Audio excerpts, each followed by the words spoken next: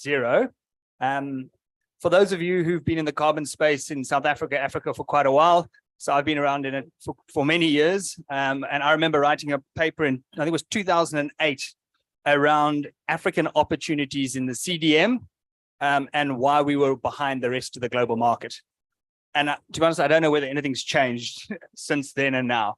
And I think that's one of the main reasons why we wanted to have this panel. There's significant opportunity and how can we capitalize and invigorate the market is really what we're trying to do. We've got a very experienced panel. It's a blended panel. We've got carbon financiers from Tsepo from RMB. We've got carbon lawyers. We've got Andrew from Climate Legal. We've got carbon project developers and off-takers, Shamini from Sasol and Carbon Verifies, Heather from Vera. So what I'm going to do is I'm going to ask each one of them to step through and give 10 or 20 seconds around their pedigree in carbon and why they're on my panel. And Andrew, do you want to start? No, I have my own microphone. You have the speech stick. So I'm an environmental lawyer by training in the very early part of this century. Oh, there we go. So 20 years ago or so, I'm asked by the eThekwini municipality to give some advice on environmental authorization processes for something called a landfill gas to power generation project, which was also a CDM project. It happened to be the first in the world at the time, landfill gas. It got delayed in registration, but unusually for a lawyer, I was included for 10 years on the project steering committee of that project. So lawyers tend to get parachuted in to deal with particular issues. I was very lucky to deal with the whole project cycle, including the carbon project cycle, and effectively the rest is history. That project determined the trajectory of my career. Climate Legal is a small two-person consultancy, and among other things, we drafted the South African Climate Change Bill. Thank you. Afternoon, everybody. My name is Shamini Harrington. I head up the climate change team at Sasol and been at Sasol for 17 years. And within that time, put in place the climate change strategy as well as the offset strategy and been part and parcel of a few offset projects, registration to credit generation and also retiring credits. So that's my background in this space. Thank you. My name is Tsepo Ntsane. I'm a transector at RMB, but with a particular focus on transition and climate finance. And the reason I'm on the panel is because it's being run by RMB. I guess I'm here by default. But on a more serious note, yeah. So I have a chemical engineering background, so I understand how carbon is made. And I've been in the petrochemical industry for about 12 years before joining the bank.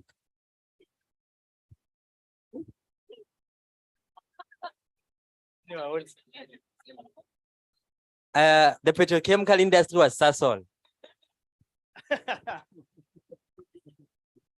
Okay, good afternoon. My name is Heather McEwen and I work for Vera, which is a standards organization.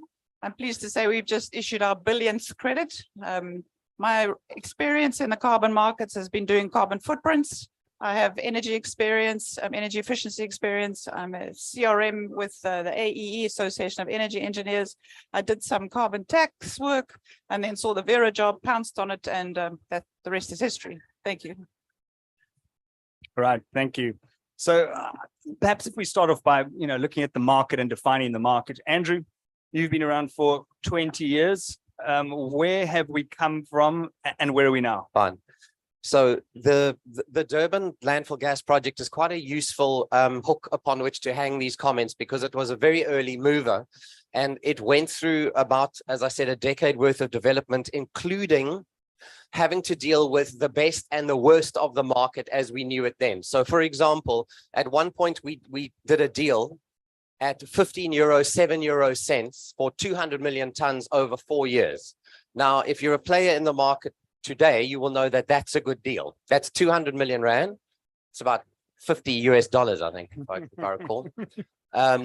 We are now seeing similar deals back in the market, and there's a very particular reason for why we're seeing those kind of deals in the South African market. So South African market, the very best of the market. So the CDM upswing There's quite a lot of interest. There's quite a lot of interest from municipalities and private sector project developers. Quite a lot of projects are actually developed and registered, not a lot of those projects never went to implementation. So if you go and look at government's recordal of the number of projects, it goes on and on and on and on. And then you look down the column that goes CERs issued and it's zero, one after the other after the other. There were reasons for that.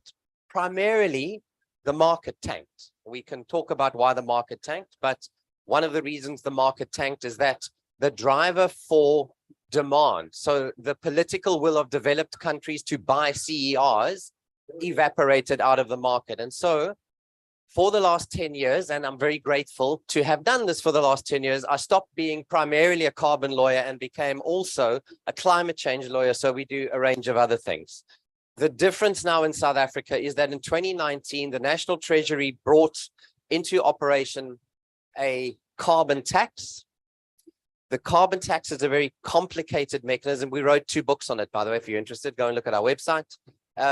It's quite a complicated mechanism, but there are a number of behaviors. There are a number of ways in which carbon tax liable entities can either reduce, limit, or control their carbon tax liability. And one of those is to use what the regulations and the Act calls offsets, but they actually mean carbon credits in the way that we understand it. So at the moment, it needs to be amended. There are 3 types of carbon credits that can be used against the carbon tax liability in South Africa. Vera, so a VCU, a gold standard, a CR and a CR. Last comment, the effect of that was to isolate, to insulate the local market from what was happening in the international market. And for the last 4 years, I've been a carbon lawyer again. So thank you very much to Treasury for that.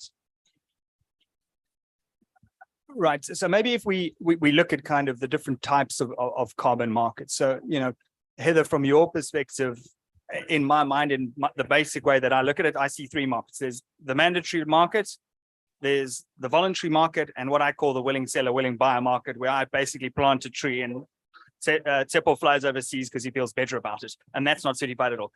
Can you just unpack the different types of markets, maybe the size of the markets, kind of where they come from, where they're going? Sure, thank you. So with the compliance markets, those are clearly the largest markets in the world. If someone's talking to you and they mention that they're getting like 100 euros, 150 euros a ton, it's possibly they're talking about the compliance markets. Now, these are like the EUTS in Europe, which is a trading platform. And a company, say, for example, is allowed 100 units to pollute, and they pollute 110, then what they'll do is they'll have to go and find another company that maybe has only polluted 90 and buy those 10 units from them. So effectively, it's not necessarily a carbon offset market. It's the market where they trade in the right to emit pollution, to pollute, basically.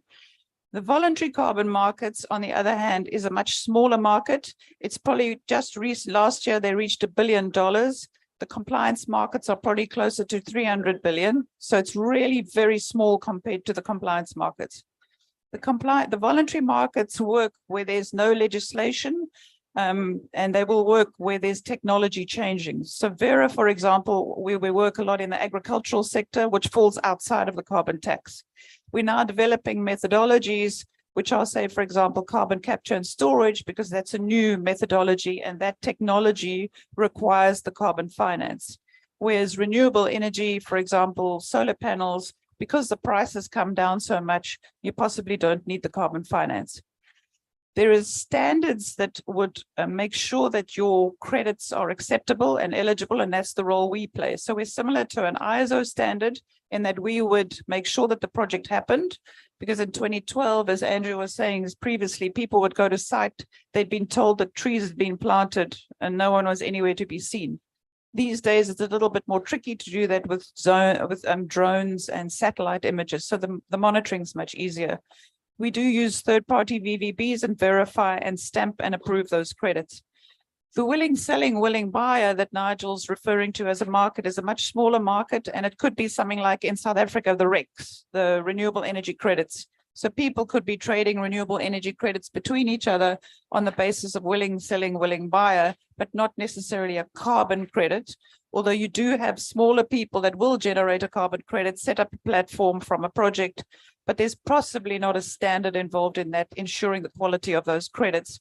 And so that's why the standards are with the ICVCM are looking at what's the core quality principles, what's a high quality standard. And I think Shamini might talk to that, and the buyers are looking for high quality standards, looking for a credit that possibly carries a label that the community have benefited, not just simply like a carbon capture, direct air capture type of credit. I hope that answers. Perfect, thank you. Well then, on to Shamini, around the, I guess, what is Sasol's strategy with regards to carbon credits, the quality of carbon credits, and how do they contribute to your net zero ambitions? Yeah, thanks for that, Nigel. I think it's important to understand that, often offsets get a bad rep.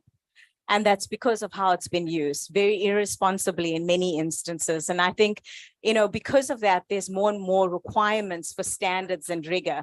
But in terms of how Sasol's looked at this, we're a large emitter. And we need to obviously then make sure that we use offsets in the best, most responsible way. There's a fly that just won't go away.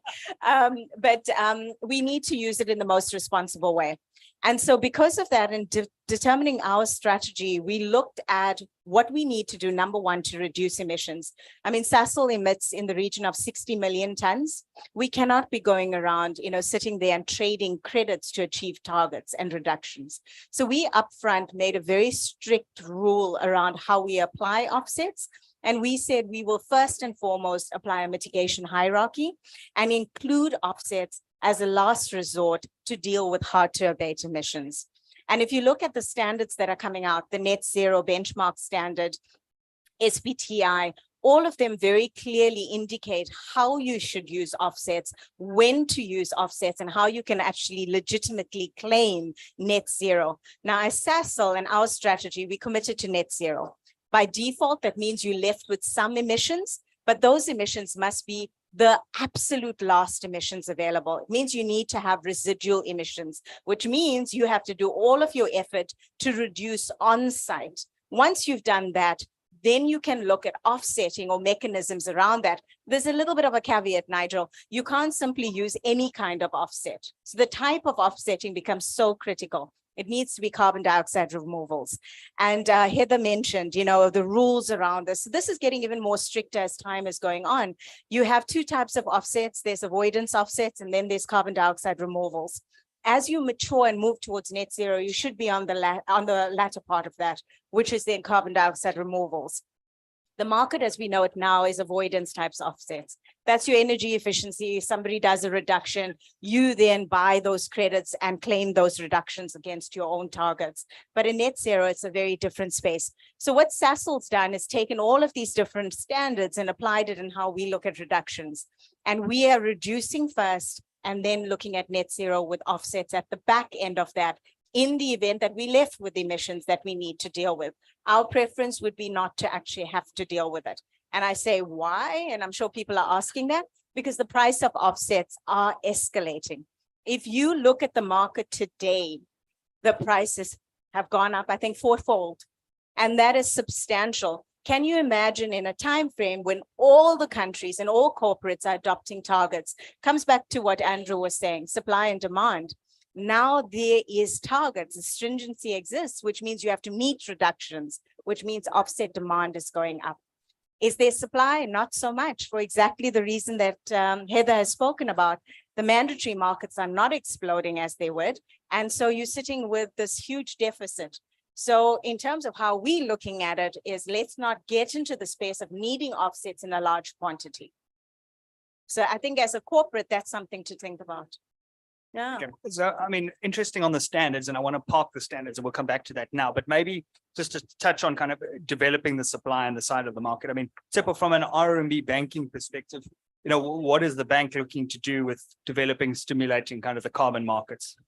Okay, thanks, Nigel. I think from a RMB perspective, how we are looking at this is we're looking at it in different ways. So we have the structuring angle where we finance these carbon projects, and we also have a markets angle. So if we look at the structuring angle is this is where, as a bank, we can finance and fund the registration and the verification of these type of projects where we identify there's opportunities of eligible projects that some of our clients are sitting on. But we also, on top of that, do almost project financing where we finance the whole project in its entirety at different stages of development, whether it's right in upstream where it's registration or where it's close to implementation, but we play throughout the value chain of the carbon financing. And then on the market angle, so we see ourselves as an enabler and a developer of this type of market, and whereby we have now the capability to trade this type of carbon credit. So we have a trading capability, and therefore we can also participate as an off-taker on some of these projects where we become the procurer of the credit. So what we're trying to demonstrate is that throughout the development of the market, from the inception of the project itself to the generation of projects as RMB, we're playing throughout that value chain. Thanks, Sibyl. So maybe back to you, Heather. First of all, to try and understand kind of the role Verra plays in the carbon offsets project development. Also kind of what you consider when you're evaluating an offsets project. And if you could maybe touch on, is there a price difference between avoidance and removal? Or what are you seeing in the market? That's quite a few questions. It is quite a few questions, but I mean, they're coming through my head all the time. So maybe just in terms of looking at the prices, yes, very definitely there is different prices. So Ecosystem Marketplace issues a quarterly report, and the last report, I think you'll see a renewable energy credit will go at about $1.80, but a forestry type of credit, a REDD+ project would go for about $10.90. In South Africa, we have an interesting situation though, because we were talking about compliance and voluntary markets, is that they've allowed, as Andrew said, the voluntary markets in underneath the compliance mechanism. So you can, as a company, purchase a Verra Gold Standard or a CDM credit. At the moment, because tax is $144, 44 Rand, about $9, that's what you pay. You were not going to pay $9, you might pay $7, $6, about 80% of that, because you'd prefer to buy an offset than pay the tax man. But the signaling that's come from government is in 2025, it will go up to $20, and then it will go up to $30. So effectively, by the South African government allowing the voluntary market in, they've actually put a cap on the price of a ton of carbon. So how that plays out in the difference between renewable, non-renewable, and a nature-based type of solutions remains to be seen. What that's done, though, is sent a very strong signal to project developers who want to perhaps develop a regenerative agriculture project in South Africa or a cook stove type of project, that there's a signal that those people know exactly what they're going to get for their ton of carbon, which makes Seppo's job a lot easier because he knows what his returns are when he's creating those projects. You asked a couple of other questions that I miss a few. No, it was kind of what do you consider when you evaluate offsets projects? Okay, so when we evaluate a project, obviously it's similar to CDM. You'd submit your project documentation. You would use a Verra methodology or a CDM type methodology. We ourselves are underpinned by the ISO 14064 greenhouse gas accounting mechanisms. So for project level, not for inventory level. And then all of our VVBs, which are our auditors, they would be 14065 accredited. And we're working on building that capacity in South Africa because there are no auditors right now. So we're underpinned by international standards. Once you've submitted your documentation to us, which describes what your project is, and you tell us that, say, Heather, we're going to remove, 100,000 tons based on this methodology, we would then get the external auditor to validate that. In other words, he would say, yes, Heather, it's possible to get 100,000 tons based on the methodology and what they're planning on doing. You would then be able to register your project with Verra. Once it's registered, you can then start your monitoring process. And it's similar, once again, to ISO in that when you monitor, you tell me what your monitoring plan is. So maybe you are going to measure, if it's a renewable energy project, you're going to send your auditor to site every 6 months. So every 6 months, you might be issuing credits. If it's a forestry type of project or a REDD project, it will take a lot longer than that. And maybe you're going to send someone to site every 2 or 3 years. So, and that's a cost that you need to consider in terms of doing your project. So what the auditor will then do is go and verify. So in other words, they go and check that what you said you did do. And it might be that you set yourself a 6-monthly target, a 2-yearly target, and you would tell us how you're going to do your monitoring. You know, is it a meter? Is it an Ulster meter on an electrical system? Is it drone technology that you're using?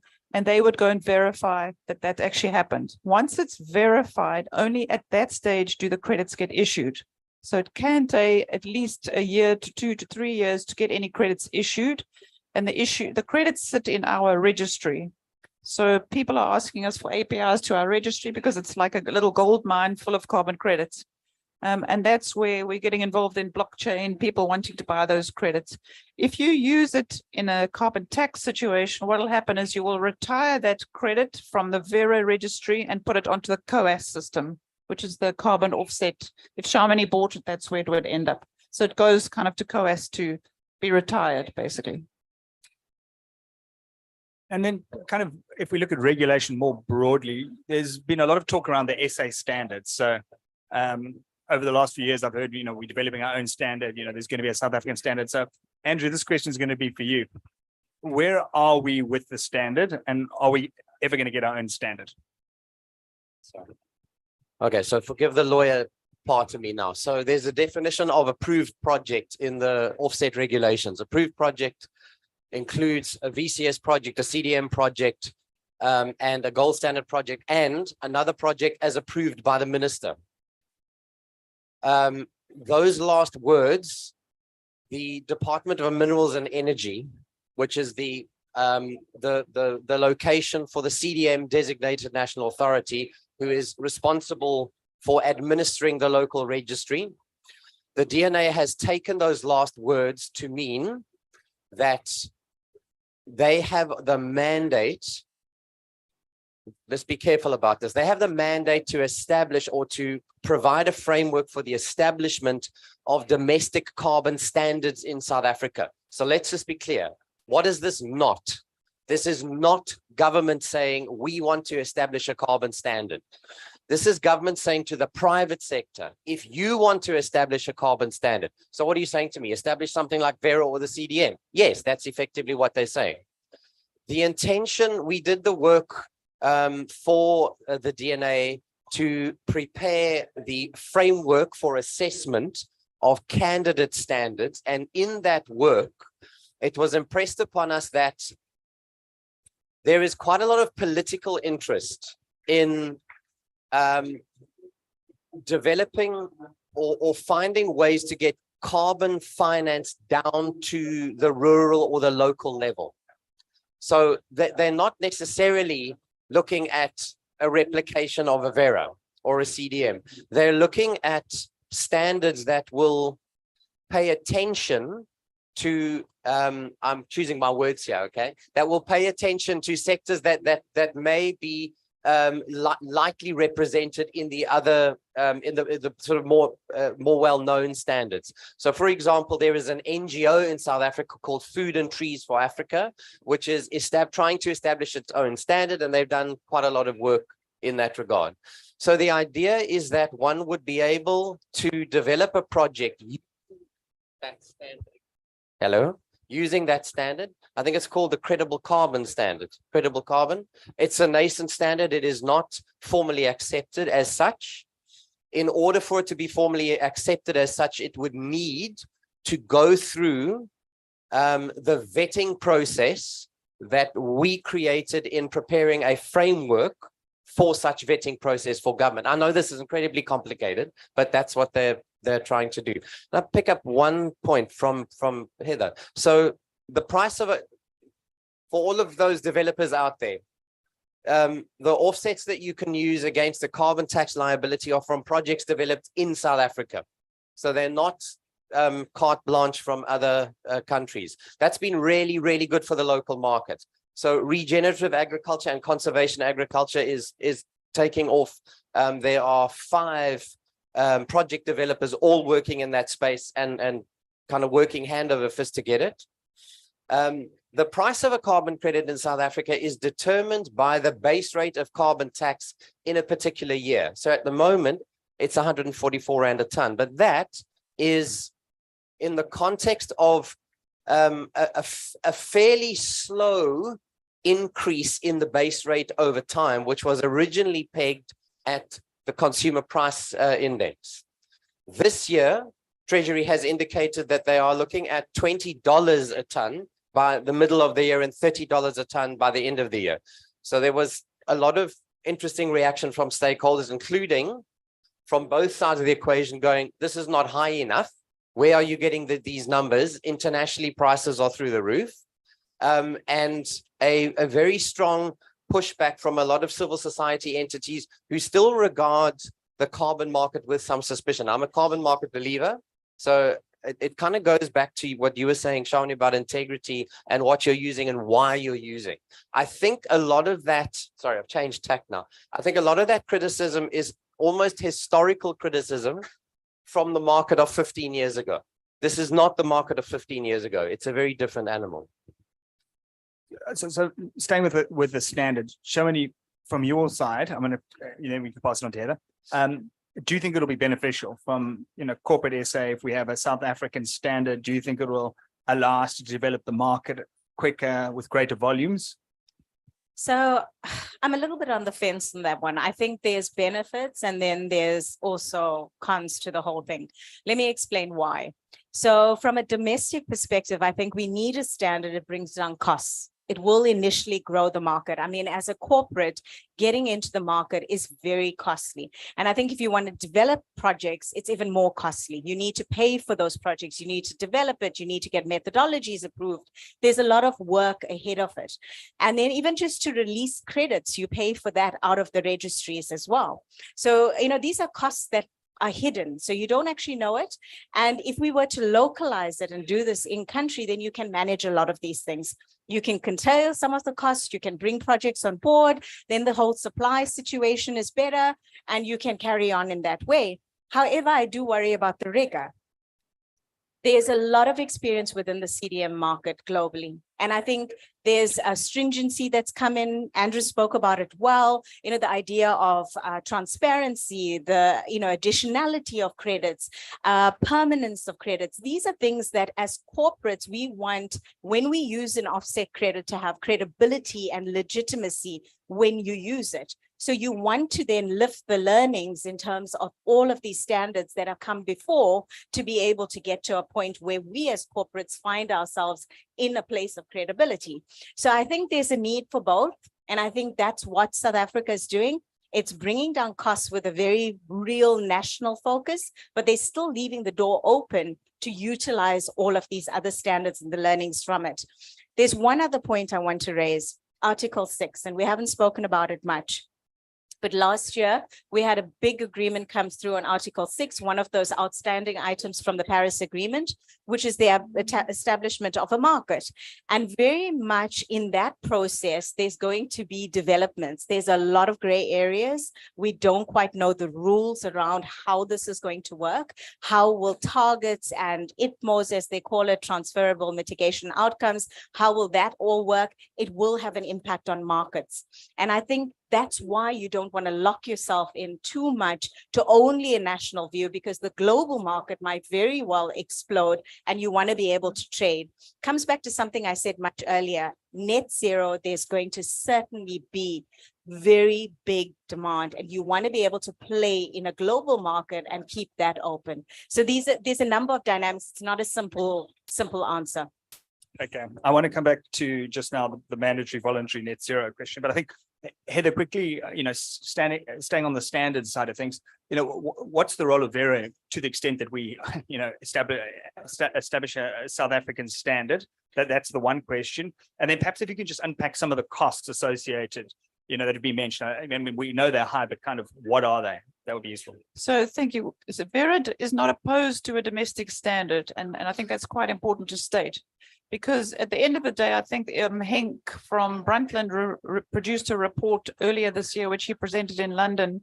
And there in South Africa, we worked out the demand and supply of credits. And I think in about 3 years time, we're short 100 million tons. So a very large number. I'm happy to share the report with people. So the more standards with rigor, obviously, the better, because we're all on the same ship and the ship's sinking. So we need to reduce carbon one way or the other. I think what the South African government has done has actually been very wise, because you've got a South African government, you've got 3 departments talking to each other in the carbon tax. So first of all, they have to link up, which is, we know, tricky. And then they didn't have the budget or the architecture to create a Vera or a gold standard or a CDM, because our company, for example, has got 100, 120 people in it, and each of them are rocket scientists in their own right. You know, we'd have a forestry engineer and an expert in chemistry. So you have to have this body of people who are able to assess projects, methodologies, and also your standard itself. Now, writing an ISO standard can take 10 years because you're deciding if the little word and or should be there. So we've already done that.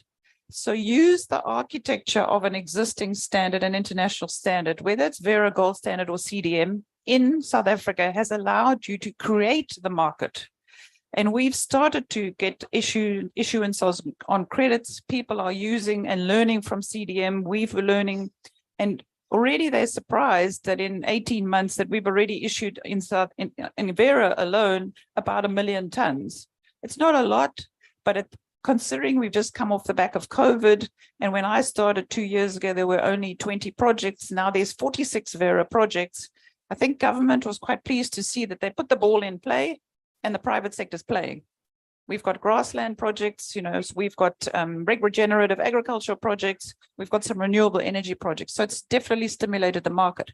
But then after that comes domestic standards. As long as they've got the rigor, and we still talk to each other, they're using us, we talking about the methodologies, it's to grow the market and scale the market together, because that's what we need to do. So, but I agree with Shamini, it has to be, the rigor has to be there.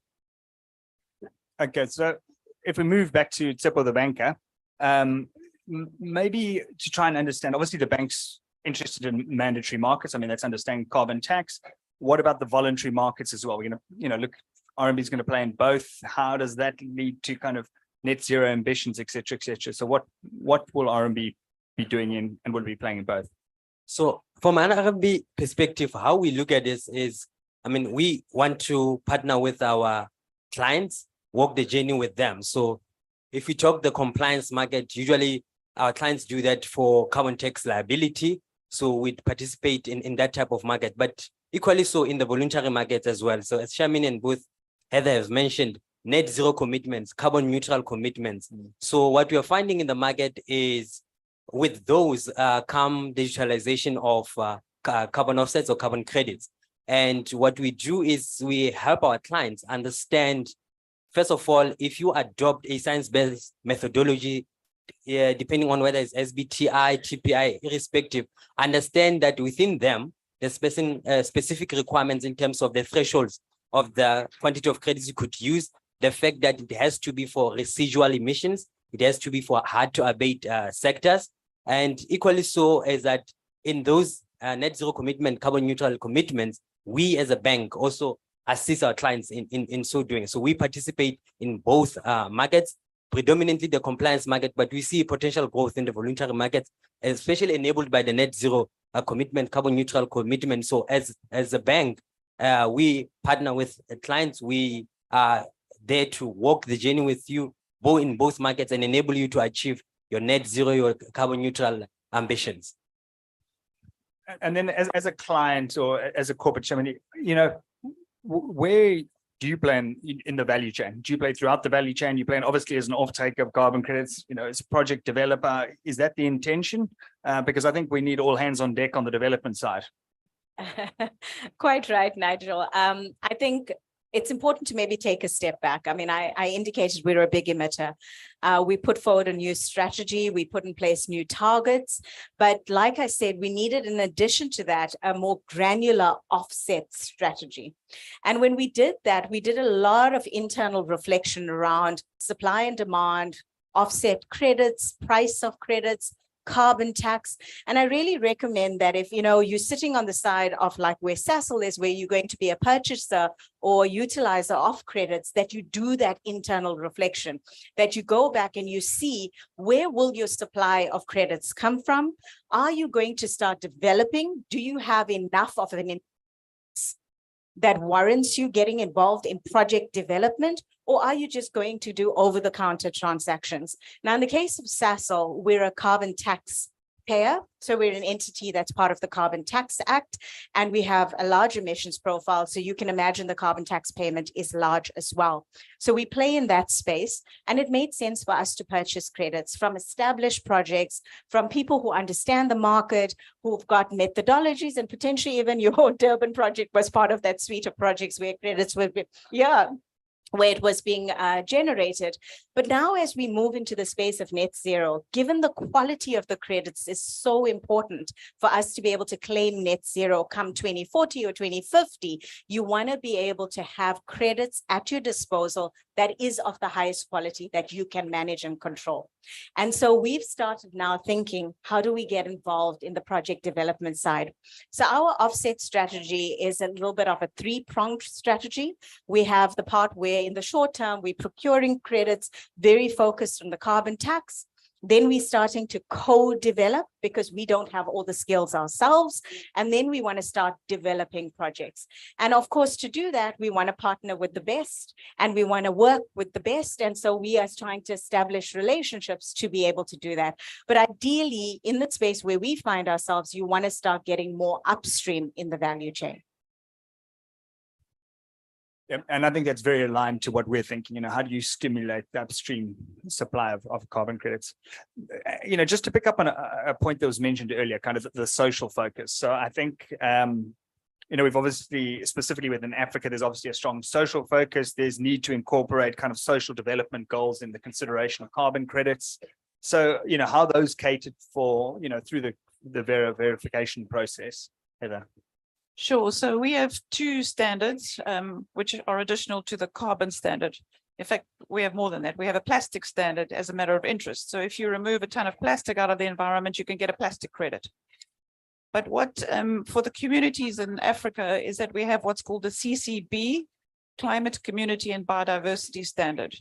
So if you are involving a community, for example, there's a project up in the Mpumalanga area, Vera project, where they're talking to the community, they're giving cook stoves out to the community, they know where they are.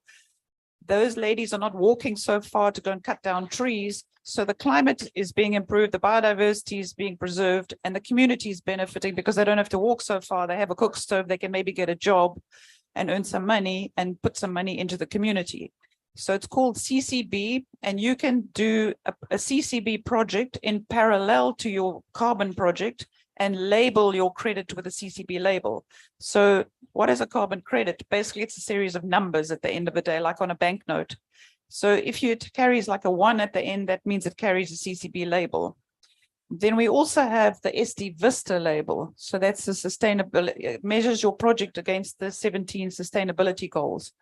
Now, it's a similar process, but remember, SD Vista, sustainability goals are aimed at kind of country level. So we brought it down to project level so that you can assess your project against it. And you can say, we've achieved 3, 4, 5, 6 of those sustainability goals. That will allow you to label your credit with an SD Vista label. So now it might have a number 2 after in the series of numbers.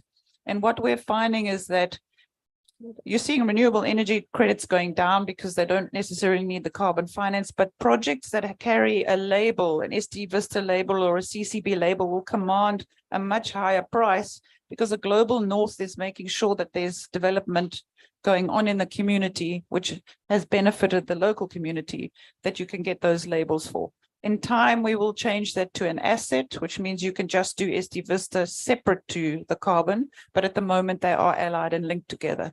And I think gold standard requires 2 or 3 of those have to be in the new projects going forward. You have to have achieved 2 or 3 SDGs, as has Vera. So in the latest version of our standard, your project has to achieve that, but mostly the projects do anyway. So if that answers your question. Yeah, thank you.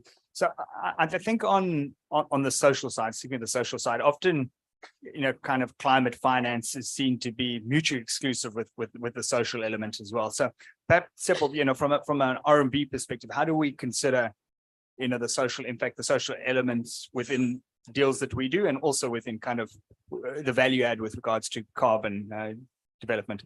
So I think if from a banking perspective, RMB, for us, the way we understand the environmental and social elements of ESG is, for us, it's almost the same thing. So we don't look at them separately. We look at them as we're tackling two different things, but in one.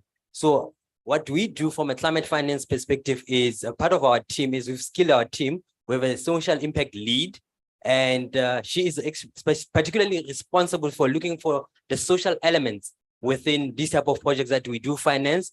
She helps us with the quantification thereof, the understanding thereof, and the enhancement thereof of these type of projects, because they also bring value in terms of what we do, because we're trying to solve both problems equally so. And if you remember, even then the COES registry, when you do register for a project, one of the criteria they look for is social elements. What sort of social things is your project also tackling outside of the environmental? So from a banking perspective, when we do look at this type of project, we look at both is there a mitigation carbon element to it?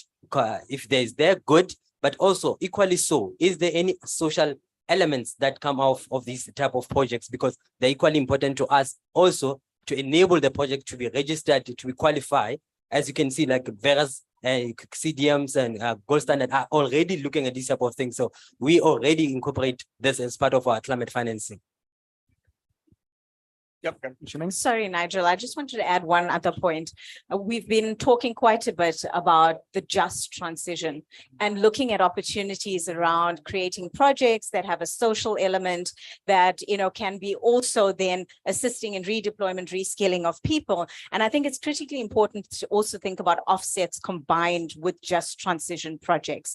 How can those projects also then maybe perhaps be registered as an offset so that you can actually incentivize that project in terms of the economics? Often just transition projects do not have a good return on investment, and sometimes the offset side can help quite a bit in that. I just wanted to add that one point. That's a good point. I'm conscious that we've probably got about 10 minutes left, but I wanted to ask the audience, is there any questions that anybody had for the panelists at all? Speculate on the future. You want to ask yourself a question? I want to speculate. I want to speculate. So Okay, Andrew's going to speak. trying to understand the South African carbon tax in the context of the international markets is like playing three-dimensional chess. Now we have to understand what it means in the context of Article 6. So here's an interesting question. So you're a player in the voluntary market, but the South African carbon tax is a compliance market. So if I generate a South African carbon credit using the Article 6 mechanism or Vera, do I need a corresponding adjustment? Is it because I'm playing in a compliance market? We understand if I want to have a compliance carbon credit as an ITMO, I've got to have a corresponding adjustment, but I'm going to use it in South Africa. So it's sorry, I need a better social life because these are the things that keep me awake at night. My point comes back to my point about the complexity of, you know, you just don't know what you don't know right now. Yeah. Questions? Thank you. I suppose maybe more for Shamini, but anyone can answer. So companies would be seeking from now onwards to reduce their carbon tax liability through offsets through the compliance market. Would the voluntary market wait for that kind of last mile? So would companies be spending money now and later on maybe more rigorous offsets to do that sort of last mile for net zero that needs to be done by 2050? So you wouldn't, because those offsets that you would use for the carbon tax would not necessarily help you with the net zero because you haven't gotten to that point where you've got unmitigated emissions yet. So there's, you know, you can't kill two birds with one stone quite yet, I suppose. Yeah, it comes back, Geraldine, to the point of double counting and making sure that there's very clear demarcation on how the credits are used, rules, standards. Even within a company, you should be thinking very long and hard about how you use a credit and how you trace and track those credits. I mean, there's now companies that can do this. There's even tools around verifying even if a credit is real. You know, Silvera is doing some amazing work in that space as well. So these are the things you need to think about. I do want to make a caveat to what you said. It's not that all companies would be in the space that I find myself in. And I think that's important to understand. Some companies might only need to play in the voluntary space. They might have set a target for themselves, which they manage themselves and are not part of the compliance market. And they can still go through the VERA, they can go through whatever mechanism they want, as long as they've checked the credibility, the rigor, the quality of the offsets, and there's clear processes to retire that. And I think that's important. To your point on last mile decarbonization, sorry, there's a lot to say here. So on the point of last mile decarbonization, a lot of companies have to start now because the maturity of that project takes time to get there. So to think about it, nature-based solutions is really the highest quality credits you want. And how long does it take to plant a tree and to get the size and to get the methodologies approved, etc.? That's 20, 30 years. So what you need to do is start now if you want to get to a point where you have credits that you are or can use, or you want to partner with someone who's already got those projects going, who knows what they're doing. So. And maybe to address the issue about also last mile. So what you're finding is different industries play in this market differently. Like you would have large corporations with high emissions where because there's technologies available, there's mitigation initiatives available, they can decarbonize and then at the set with their residual emissions use credits. But you also find sectors where the sector by itself, it's hard to abate and there's no available technologies, like the aviation industry right now. There is no alternative for them.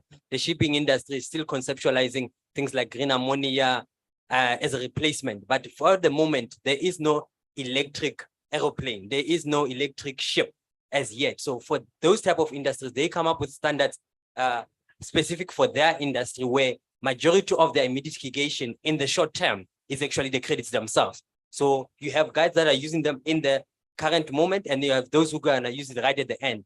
But the understanding is that it should be for a specific intent. Aviation industry, maritime is because they have no alternatives at the moment. And then you have industries where there are alternatives, but they take time to implement, like to restructure a whole petrochemical company. You won't do it today, but they implement things. And then right at the end where you have your residual emissions, that's where offsets come in. And Jay, there's one other thing, the CORSIA is something that's driving a market as well globally around aviation. They've set targets, but like Seppo has said, there isn't an ability to necessarily have mitigation. One of those is SAF, which is sustainable aviation fuels. There's blending mandates that have come in, but nowhere near what the size of that emission is. So you will use offsets till the time you can actually reduce those emissions.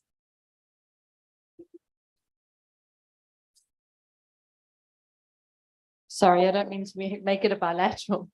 And maybe it's the case that these companies wouldn't be doing so, but the net zero, so your SBTI and the net zero ISO standard that was launched here last week, both require that you can only use offsets for that residual 10% of emissions. So if there aren't mitigation technologies available to get you to that level, is it the case that those industries could not set net zero, or as we've seen, you know, are there efforts being made for guidelines to set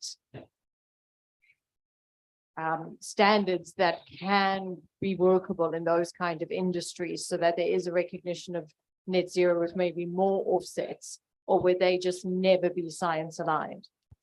So this is my view on that. Is you wouldn't be able to claim truly net zero right now. But like I said, technology cost curves are coming down every day. And at some point, not now, they would be able to claim net zero because they would be able to decarbonize and be left with residual emissions. That's the point. But right now, to not have an impact, certainly nothing stops any one of us from offsetting the emissions you have. If you can do so, why not?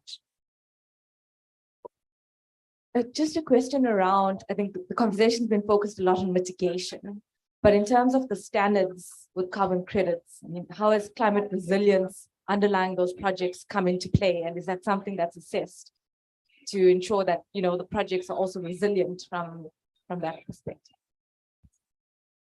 I suppose that's one of the things that we debate in permanence as well, is making sure that that project lasts forever, that in your AFLU sector, the projects are lasting much longer. Your crediting periods are, you know, you can renew them for up to 100 years. And we're not going to be around in 100 years, probably. in terms of that permanence. I'm not really sure. Yeah, and I guess there could be a disruption in that particular project, and how is that catered for? Is that something that the standards are looking at? Because this can get quite complex.